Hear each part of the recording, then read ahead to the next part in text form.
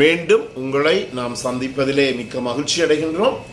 நான் இலங்கையில் இருந்து பதுளை போதனா வைத்தியசாலையில் இருந்து வைத்தியர் கிருஷான் வேதநாயகம். ஈரலிலே ஏற்படுகின்ற இந்த திண்ம புற்றுநோய் சாலிட் டியூமர்ஸை பற்றி நாங்கள் பார்த்து கொண்டிருக்கின்றோம். அதில் முக்கியமாக ஈரல் புற்றுநோய் ஹெப்பட்டஸ் செல்லுலர் கார்சினோமாவை பற்றி பார்த்து கொண்டிருக்கின்றோம்.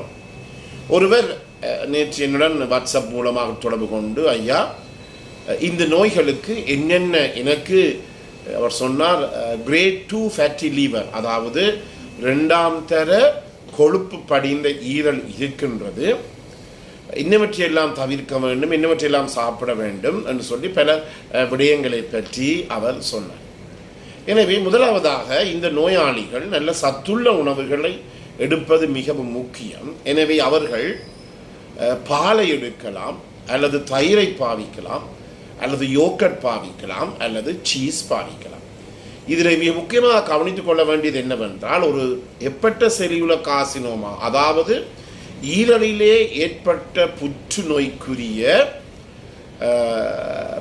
ஏற்பட்டால் அவர்கள் ஒரு பிரச்சனையும் இல்லாமல் இந்த பாலையும் இந்த யோகர்ட், தயிர், சீஸை பாவிக்கலாம். ஆனால் சில நேரங்களிலே இந்த நிலைமைகளிலே அவருக்கு இந்த ஈரலிலே கொழுப்பு படிவு இருக்குமாக இருந்தால், அதை நாங்கள் ஃபேட்டி லிவர் என்று சொல்லுவோம். அதிலே 4 வகுப்புகள் இருக்கின்றது. கிரேட் 1, கிரேட் 2, கிரேட் 3, கிரேட் 4 எனப்படுகின்ற 4 வகுப்புகள் இருக்கின்றது. இவர்கள் என்ன செய்யலாம், இந்த பாலையோ அல்லது சீஸையோ அல்லது இந்த தயிரையோ பாவிக்கின்ற போது, யோகர்ட்டை பாவிக்கின்ற போது கொழுப்பினுடைய அளவு குறைந்த பொருட்களை இவர்கள் பாவிக்கலாம். அதாவது லோ ஃபேட் என்று சொல்லுவோம், லோ ஃபேட் மில்க் அப்படி என்று இப்போது எல்லா இடங்களிலும் விற்கப்படுகிறது. இவர்கள் ஒரு பிரச்சனையும் இல்லாமல் இவற்றை எடுத்துக்கொள்ள வேண்டும். ஆனால் கொழுப்பு படிவு இல்லாதவர்கள் சாதாரணமாக பாலை, பசுப்பாலை, அதே நேரத்திலே யோகர்ட், தயிரை, சீஸ் போன்றவற்றை எடுத்துக்கொள்ள வேண்டும். அடுத்ததாக இவர்கள் கூடுதலான அளவு என்னத்தை பாவிக்க வேண்டும் என்று சொன்னால், மீனை பாவிக்க வேண்டும், மீன் பாவிக்க வேண்டும். மிகவும் முக்கியமான, உங்களுக்கு தெரியும், கடைகளிலே கூட இப்போது மீன் எண்ணெய்கள் எல்லாம் குடிசைகளாக விற்கப்படுகின்றது. எனவே அதை நாங்களா ஃபிஷ் ஆயில் டேப்லெட்ஸ் என்றெல்லாம் சொல்லுவார்கள், பல பேர்களிலே விற்கப்படுகின்றது. உலகம் முழுவதுமே அவை பிரசித்தமான ஒன்றாக இருக்கின்றது. என்றபடியினாலே தேவையான அளவு மீனை இவர்கள் நல்லாக எடுத்துக்கொள்ளலாம். உங்களுக்கு தெரியும், மீனிலே இருக்கின்ற இந்த கொழுப்பு அமிலங்களானது எங்கள் உடலுக்கு மிகவும் நல்லது. முக்கியமாக எங்களுடைய இருதயத்திற்கு நல்ல. உங்களுக்கு தெரியும், எங்களுடைய ஜப்பானிலே இத்தனை 100 வயசுக்கு மேற்பட்ட ஆயிரக்கணக்கானோர் இருக்கிறார்கள். ஏனெனில் ஜப்பான் ஆக்களுடைய, ஜப்பனீஸுடைய உணவிலே, ஜப்பான் மக்களுடைய உணவிலே மீன் ஒரு முக்கியமாக பெரிய பாகம். நாங்கள் எவ்வாறு சோறையும் கறியையும் போடுகிறோமோ, இந்த சோற்றுக்கு பதிலாக அவர்கள் பாவிப்பது மீனாக இருக்கின்றது. என்றபடியினால தான் இந்த ஜப்பான் மக்களினுடைய ஆயுட்காலம் மிக மிக அதிகமாக இருக்கின்றது. எனவே மீனை இவர்கள் நன்றாக பாவிக்க வேண்டும். அதற்கு மேலதிகமாக இறைச்சியை பாவிக்கலாம்.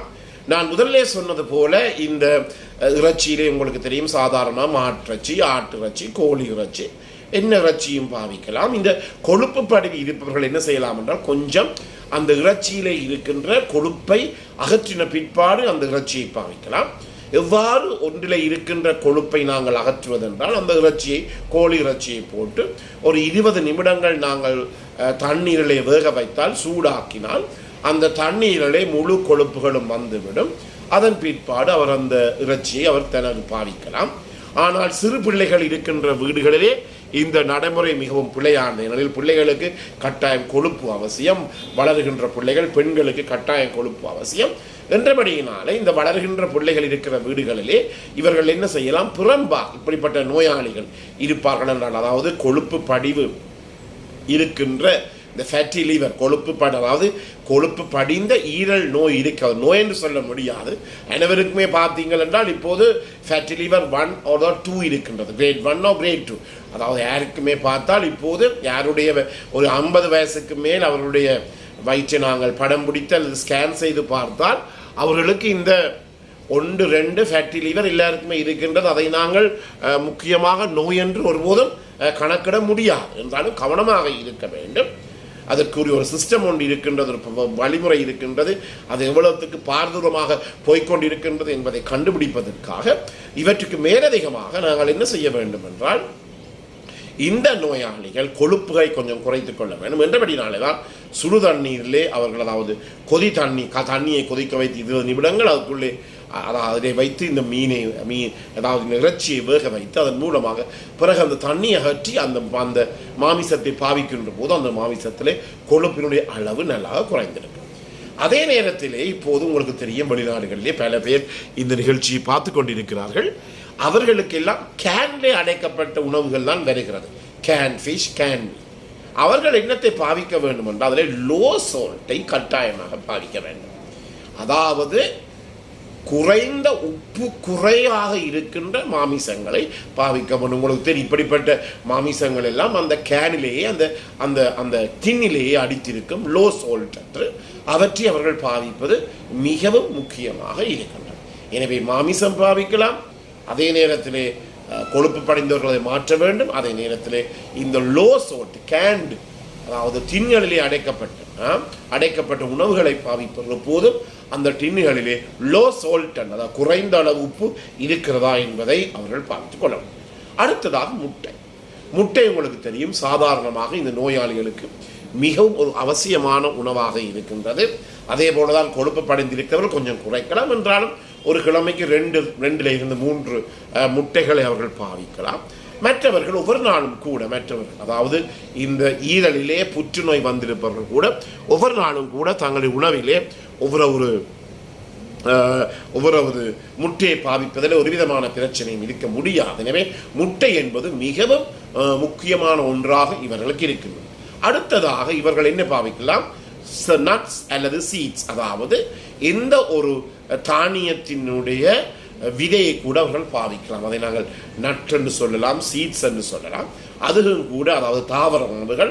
உங்களுக்கு தெரியும், இந்த தாவர உணவுகளிலே எங்களுக்கு ஒரு விதமான கூடாத கொழுப்புகள் ஒன்றும் இல்லை. தாவர உணவிலே வருகின்றது எல்லாம் நல்ல கொழுப்புகளாகத்தான் இருக்கின்றது. எனவே இவர்கள் தங்களுடைய உணவிலே நட்ஸையும் சீட்ஸையும், அதாவது தானிய வகைகளை இவர்கள் பார்த்துக் கொள்ள முடியும். எனவே மிக முக்கியமாக கவனித்துக் கொள்ள வேண்டியது என்னவென்றால், இயலுமானவர்கள் கொழுப்பு படைந்திருக்கிறவர்கள் கொஞ்சம் குறைத்துக் கொள்ள வேண்டும். மற்றவர்கள் நல்ல போஷாக்குள்ள உணவுகளை உட்கொள்ள வேண்டும். முக்கியமாக நான் முதலிலே சொன்னேன், இந்த நோயினுடைய அறிகுறிகள் என்ன? அஜீரண கோளாறு, அதாவது வயிறு வீங்கி இருக்கும், வயிற்றிலே பொறுமல் இருக்கும். எனவே கொஞ்சம் சாப்பிட்டவுடன் கூட சாப்பிட்ட மாதிரி இருக்கும். என்றபடியாலே அவர்கள் சாப்பிடுகின்ற கொஞ்ச உணவு கூட நன்றாக புரதத்தையும் கார்போஹைட்ரேட்டையும் கொடுக்கின்ற உணவுகளாக இருக்கின்ற பட்சத்திலே அவருடைய ஈரலானது மீண்டும் பழைய நிலைக்கு புதுப்பிக்கக்கூடிய ஒரு நிலைமை ஏற்படும். எனவே அன்பர்களே, இந்த நிகழ்ச்சி உங்களுக்கு பிடித்திருந்தால் மற்றவர்களுக்கு நீங்கள் அறிமுகப்படுத்தலாம். அதே நேரத்தில் இதை லைக் பண்ணலாம், ஷேர் பண்ணலாம், மணிச்சின்னத்தை அமர்த்தி அல்லது பெல் சைன் அமர்த்தி இதை நீங்கள் சப்ஸ்கிரைப் பண்ணலாம்.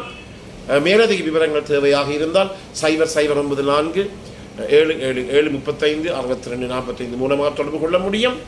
அதே நேரத்திலே பிறந்திருக்கிற இந்த நாள் உங்கள் அனைவருக்கும் இனிய பொழுதாக அமைய அனைவருக்கும் பொதுவான இறைவனை வேண்டி விடை பெறுகின்றேன். நன்றி, வணக்கம்.